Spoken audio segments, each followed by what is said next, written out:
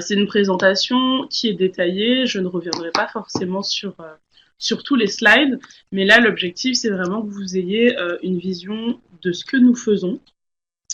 Résonance Nord-Sud a été créée par le SIAD, donc le SIAD qui est une association de solidarité internationale qui a pour objectif de contribuer à l'autonomisation financière des populations en Afrique et qui a identifié comme levier principal l'entrepreneuriat.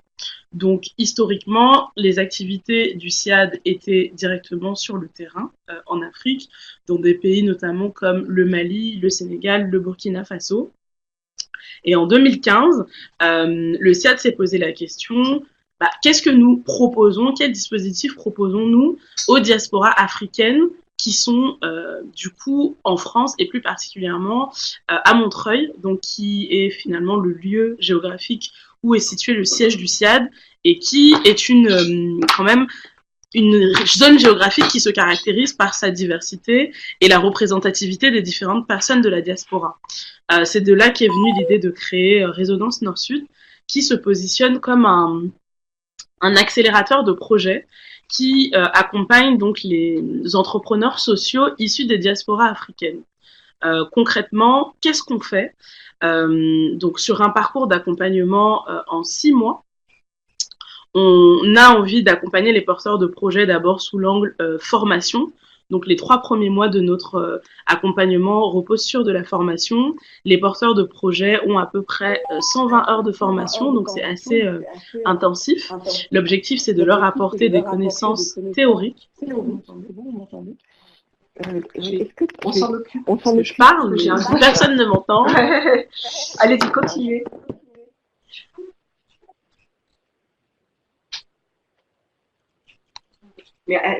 Donc je continue. Donc l'objectif de notre accompagnement, je disais dans un premier temps la formation, 120 heures de formation. Donc c'est vraiment sur les notions fondamentales en lien avec l'entrepreneuriat. Donc des notions aussi bien en termes de gestion financière, les fondamentaux de la comptabilité, les aspects marketing, la communication. En gros, c'est vous mettre à disposition un bagage de connaissances qui permettront justement aux porteurs de projets ensuite d'avancer dans la formalisation de leur projet. Sur cette partie formation, on essaye quand même d'avoir une approche pragmatique qui va mêler du coup les apports théoriques mais aussi la mise en pratique, donc au travers d'études de cas, et ce qu'on a appelé des challenges où les porteurs de projets sont amenés à mettre en application sur leur projet les connaissances théoriques qui leur sont apportées pendant les formations. La deuxième moitié de l'accompagnement a pour objectif là vraiment de se concentrer pour les porteurs de projets dans l'élaboration de leur business plan, sachant que c'est le livrable final, mais qui nécessite quand même d'avoir une bonne connaissance de son marché, d'avoir une vision claire de ses clients, d'avoir une estimation donc de son potentiel d'activité, donc des revenus que pourra générer l'activité, de bien mesurer aussi les charges et finalement d'être en capacité de se projeter sur à minima 3 voire 5 ans donc, pour réaliser son business plan. Et sur l'intégralité des 6 mois, nos porteurs de projets bénéficient d'un accompagnement personnalisé dans la mesure où ils sont suivis par des bénévoles. Donc on remercie au passage la communauté de bénévoles qui contribuent au succès des entrepreneurs accompagnés par Résonance. L'objectif, c'est vraiment que le bénévole puisse suivre le porteur de projet, l'aider à définir son plan d'action, l'aider à identifier ses forces, mais aussi ses axes d'amélioration et l'accompagner de façon plus concrète, opérationnelle, donc dans la conduite de son plan d'action. Pour recentrer les échanges sur la thématique d'aujourd'hui, à savoir l'entrepreneuriat féminin, donc Résonance accompagne 2 promotions de porteurs de projets par an. Donc vous aurez bien compris, c'est un calcul mathématique, un accompagnement de 6 mois, une année 12 mois, donc ça fait 2 promotions par an. Nous avons embarqué depuis le 10 avril notre 4e promotion, qui s'avère être la première promotion exclusivement féminine de Résonance. Donc nous avons réuni 10 porteuses de projets qui donc ont pour ambition de créer des entreprises dans des domaines assez diversifiés, Pour vous donner des exemples, on va avoir des projets dans le domaine de la mode, des projets dans le domaine des cosmétiques, des projets plus orientés nouvelles technologies, avec une porteuse de projet qui vise à construire, en tout cas assembler des capteurs à destination des coopératives et notamment des coopératives de femmes au Mali. L'objectif, c'est d'aider ces femmes à avoir une gestion plus intelligente donc de la surface qu'elles cultivent et surtout d'optimiser le potentiel des terres qu'elles cultivent au travers d'un arrosage plus intelligent des sols. Ce qui permettra en fait d'accroître les rendements des terres cultivées. On va avoir des projets plus en lien avec l'accompagnement aussi des femmes. On a une porteuse de projet qui vise à mettre en place un dispositif, des espaces de coworking dédiés aux femmes entrepreneurs donc dans les grandes villes africaines. On a des projets plus en lien avec la gastronomie. Donc ça vous donne un peu le panorama des thématiques qui peuvent être chères à nos porteuses de projets aujourd'hui. Sachant quand même que la caractéristique des femmes, parce que avant d'être des porteurs de projets, donc ce sont des femmes, c'est qu'elles sont quand même multitâches et que leur démarche entrepreneuriale, en tout cas pour les entrepreneurs que nous suivons actuellement chez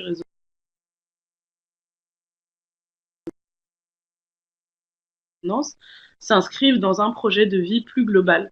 Donc c'est pas forcément évident pour elles de jongler entre leurs différentes casquettes de mère, d'épouses, de femmes qui peuvent avoir des activités déjà en parallèle et de porteuses de projets. Donc ça, c'est mon constat aujourd'hui.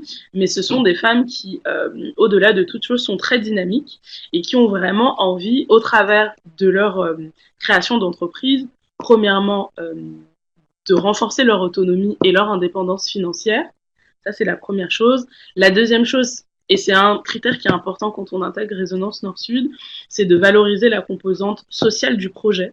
Donc ça va être au travers peut-être des ressources humaines qui sont mobilisées sur le projet, ça va être au travers de la clientèle qui est ciblée pour le projet, ça va être au travers peut-être des fournisseurs qui sont mobilisés pour le projet. Donc valoriser la composante sociale et aider éventuellement, donc de façon directe ou indirecte, d'autres femmes aussi à réaliser leurs projets ou en tout cas à contribuer à les rendre plus indépendantes. Donc c'est ce que nous faisons chez Résonance Nord-Sud. Depuis la création de Résonance, pour vous donner des chiffres, donc nous en sommes à la 4e promotion. Donc nous avons accompagné une trentaine, donc si je rajoute la promotion actuelle, on arrive à une 40aine d'entrepreneurs sociaux, de porteurs de projets. Aujourd'hui, on a à peu près 4 entreprises qui ont été créées donc, depuis le lancement de nos activités. Et on a pour ambition de continuer à enrichir notre offre et de renforcer justement l'ancrage sud de notre accompagnement. Aujourd'hui, Résonance est basée en Île-de-France, mais les porteurs de projets, dans leur démarche, ont bien ce double périmètre géographique, donc un projet au nord, mais qui est peut-être destiné au sud, donc au travers du marché, ou un projet qui va embarquer une composante sud plus sous l'angle des fournisseurs. En termes de partenaires locaux, donc en Afrique, ça je pense que ça peut vous intéresser. Moumouni, à mon avis, aura plus d'éléments à vous donner. Mais aujourd'hui, nous, nos partenaires sont basés principalement, pour ce qui est de Résonance, en Côte d'Ivoire. Donc on va travailler avec des bureaux d'études, notamment Foxtrot et Eton, donc qui sont des structures qui peuvent accompagner des entrepreneurs, soit de la diaspora, mais aussi des entrepreneurs déjà basés localement, sur des thématiques en lien avec l'élaboration de leur business plan, la réalisation de leur business plan, donc vraiment construire le business plan, réaliser aussi des études de marché, réaliser des enquêtes. Donc ça fait partie de la palette de compétences que ces bureaux d'études peuvent mettre à disposition des porteurs de projets. Au Cameroun, on aura un autre partenaire qui s'appelle Graines de Talent, qui à l'origine était un dispositif donc de pré-incubation de porteurs de projets et qui depuis quelques années est un incubateur donc qui accueille des entrepreneurs et qui les accompagne donc dans vraiment le développement de leurs projets, éventuellement le test de leurs produits ou de leurs services. Donc ce sont des structures si vous êtes localisé dans ces pays-là, que vous pouvez solliciter. Et j'anticipe peut-être sur les questions sur la composante du financement.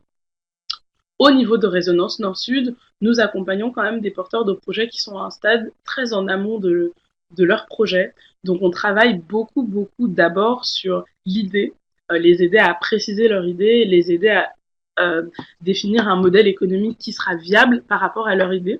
Et sur les thématiques de financement, nous pouvons éventuellement, c'est ce qu'on fait d'ailleurs, leur présenter le panorama en fait des solutions de financement qu'ils pourraient mobiliser à une phase plus aval de leur projet. Et ensuite, on peut éventuellement jouer le rôle de commande d'intermédiaire en termes de mise en relation avec des acteurs, eux, donc plus spécialisés sur des thématiques financières. Voilà. Je ne sais pas si je suis dans les temps. Du coup, on continue la DI. On peut passer le relais parce qu'en fait, la présentation, vous avez une vision des partenaires aujourd'hui qu'on réussit à mobiliser. Donc, j'ai fait le focus sur les partenaires en Afrique parce que je pense que au travers du profil des personnes qui sont connectées, vous avez un intérêt plus sur les partenaires locaux. Après, on a un certain nombre de partenaires aussi ici en Île-de-France, que ce soit les experts qui interviennent dans le cycle de formation ou encore les personnes qu'on peut mobiliser, même les entrepreneurs qui viennent partager leur retour d'expérience avec les porteurs de projets qu'on accompagne.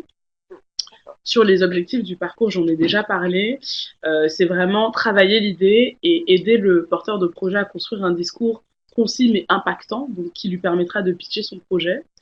Identifier et répondre aux défis opérationnels, donc quels sont les éléments structurants dans le projet, quels sont les points de blocage aujourd'hui et comment on réussit à les lever. Définir le positionnement sur le marché. Est-ce que je cible une niche en particulier et identifier les activités sur lesquels je veux développer un avantage compétitif donc par rapport aux autres acteurs qui interviennent déjà. Et enfin, quand même, c'est très important, je l'ai déjà dit mais je vais le répéter, tester et valider son modèle économique. Donc s'assurer que l'activité dans la façon dont elle est structurée permettra de générer des revenus et permettra donc d'avoir une activité rentable. Bon, après, la suite, c'est vraiment plus du détail de ce que j'ai pu vous présenter là. Ok. Merci beaucoup. Donc, c'était très clair. Alors, j'aime beaucoup le slide